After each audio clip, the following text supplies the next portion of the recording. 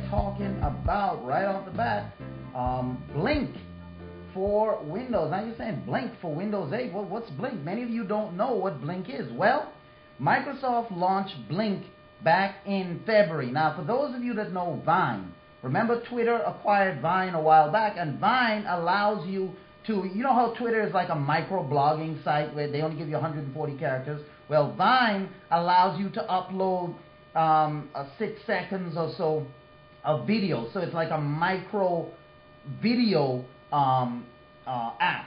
And it goes well with Twitter because, you know, their micro-blogging capabilities, you know, you can 140 characters, and then you can put a quick snippet of video with it. So Microsoft, they launched Blink back in February, for those of you that don't know, and the app is free. It's a free photo app for Windows, for the Windows 8 phones and tablets and stuff like that. Now Microsoft has released a new version of Blink for Windows Phone 8 and with a video. So as usual, we're going to show you this video that they released for this thing. Now Blink, a lens app that integrates right into your camera's viewfinder, captures a total of 16 frames beginning just before you press the camera button and ending about a second afterwards. Now, as Microsoft Research News article explains, the new animation sharing features were inspired by a simple observation. People seem to be having as much fun flipping through each series of photos as they were deciding which shots to keep.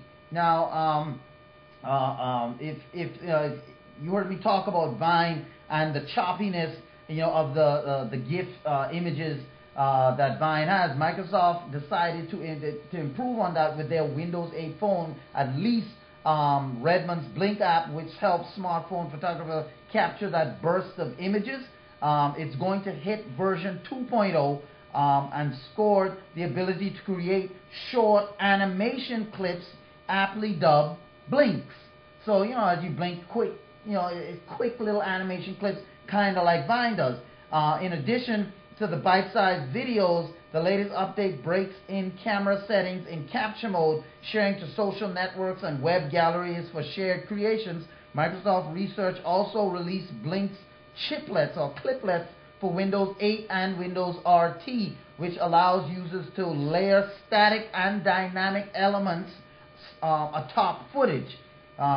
So we're going to show you this thing in action, the blinks in action right now. The Microsoft, you know, what people can do. This is what they released. So let's go ahead and move this thing over and show you what Microsoft released. This is what they released for the videos. So hold on, let me go ahead and make sure that we have everything set here.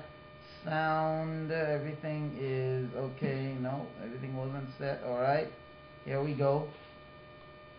Okay, we're going to carry this thing over now.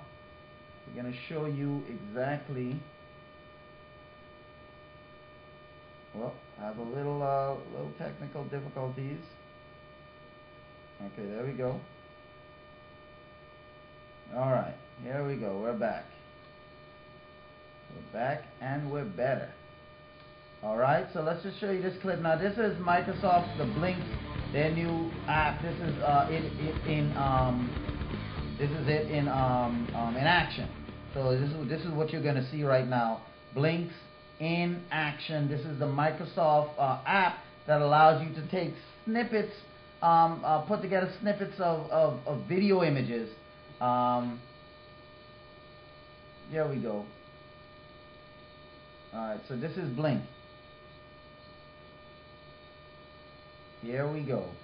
Let's do it.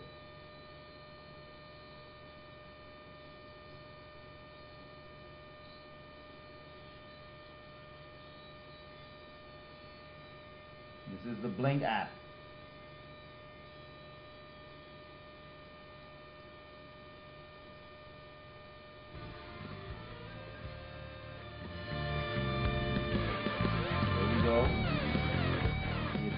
Taking those multiple shots.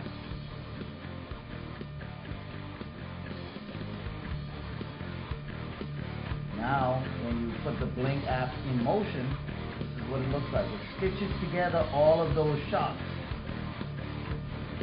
Stitches together all of those shots to make, like, you know, you can make a little snippet movie. You know, all of those pictures, it puts it together, you can make kind of a little movie out of it. So that's the Blink app for Windows 8.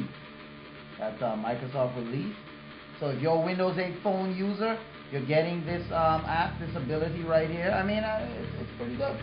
You know, I mean, if you're, especially if you want to send information to people, you know, you want to send it like via Twitter, or you want to send it via Facebook or something like that, you know, small snippets of video or something like that, in addition to the pictures that you took. Because you can take each picture, look at it, and you can send each individual picture if you want. You can send the best picture if you want, or you can just make it into a movie like that and send that out of all the pictures. Now, you know, with the problem with Vine is that it allowed you to take pictures, but it was just so choppy. It did something like this, but it's just so, it was much more choppy. So, you know, people didn't really, it wasn't really useful. Or people use it, but it's just not, you know, just not the best. But as you can see, Microsoft, you know, has improved the picture quality. You still see some choppiness with it, but it's not so bad. You understand that that's what you're going to get using Blink. You know, not bad. You know, I mean, to take a bunch of shots, that's kind of like how cartoon animation works. You know, you have a bunch of still shots, and then if you flip the pages really fast, it looks like movement. That's what they're doing, and it allows the Windows 8 phone cameras to take rapid succession pictures. So this is, like I told you, Windows Phone is really on an upswing right now. If they can continue to come out with apps like this continually, they can turn some heads to where people are like, you know what?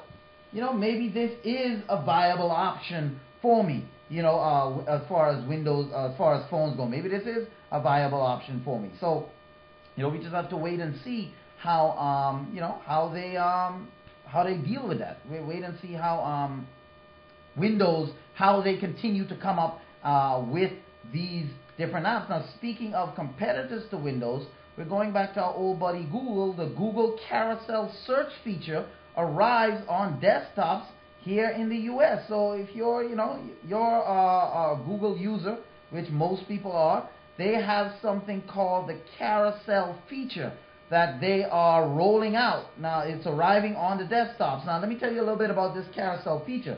The Google, this week, they rolled out a new feature called Google Carousel, which appears when you search for restaurants, bars, or other local places on your desktop.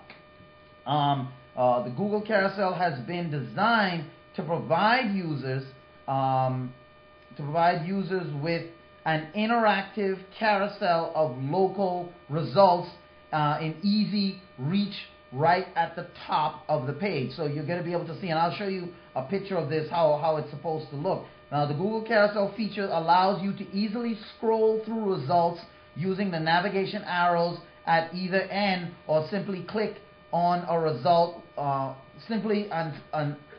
simple click on a result will provide you with more information about the establishment, including its overall review score, if people have reviewed it, address, photos of the restaurant or bar or shop or whatever it is that you're searching for. The Google Carousel feature has already been in use on Apple's iPad tablets and Google Nexus Android tablets. So if you have an Android like Devin has the Nexus, or people who have iPads, it's already been in use since last December, but it's now coming to the desktop. So many of you know this in the mobile space, but now it's coming to the desktop. And Google says, they explain by saying, give Google Carousel a go, type or say like Mexican restaurants or Italian restaurants or whatever you're looking for, clothes shops, whatever, or try a similar search, you know, for restaurants, bars, hotels, whatever. Click on one of the places in the carousel to get more details on it, including its overall review-based score, address, photos inside it, outside it, stuff like that, whatever the company made available. If you want to see more places, click the arrow at the right of the carousel, and you can zoom in on the map that appears below the carousel to restrict your search to only places in specific areas. So like if you're going on a trip, you want to check out the hotels, you want to check out the restaurants, you want to check out the shopping in a certain area, you just put in what you're looking for, and this carousel, and I'll show you what it looks like real quick before we head to break. Here it is right now. I'm pulling it up. There you go. Now right here is the carousel. Let me see if I can enlarge this here for you out there. This is how it's going to look. So when you type in Google, this is the top of the web page. When you type in searches for a particular thing like restaurants, this comes up at the top of your page, this thing right here. And here's pictures of all the restaurants that you might have searched for, or clothes shops, or bars, or whatever it is you're searching for would come up here. You press the arrows over here along with other search results here. You press the arrow over here to scroll, and when you click on any one of these pictures, you get more details on that particular restaurant. Over here is the map. Right here on this side is the map. So let's say you want to restrict your view to a certain area. Let's say you're going to California and you say you want to just restrict it to Petaluma, or restrict it to San Francisco or something like that, or you're here in Florida, you want to restrict it to just Coral Springs, or you want to restrict it wherever. You can narrow the map right here, and then as you narrow the map right here to your field of view, what happens is the carousel up here will change to suit all the restaurants, all the bars, all the clothes shops, whatever you're looking for. This new Google carousel that's been added to the desktop, this will come up for any kind of searches. If you say a search, you say, because you have the Google Now feature embedded in Google Chrome now, where you can talk to it and stuff like that. This carousel feature comes up. So just another little something that Google is giving to try and make people, their searches better. I think that what Google is, they're really trying to, well, I mean, not that they're trying, but they are competing with Bing.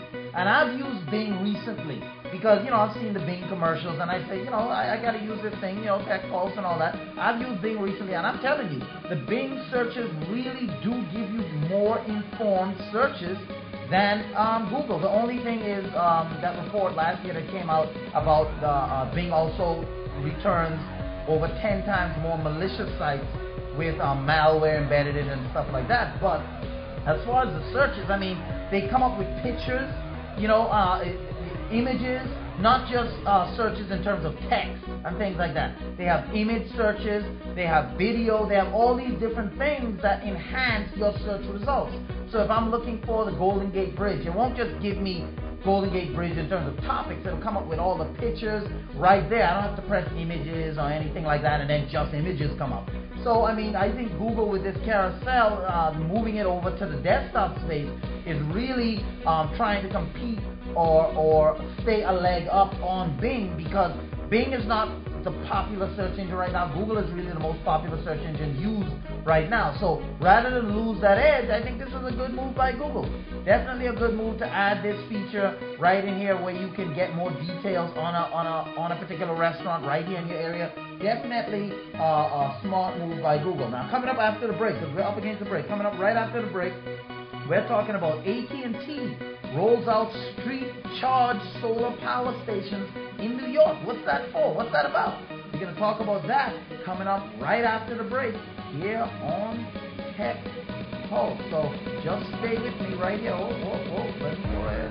All right. So coming up right after the break, we're going to talk more about this AT&T venture right after the break here on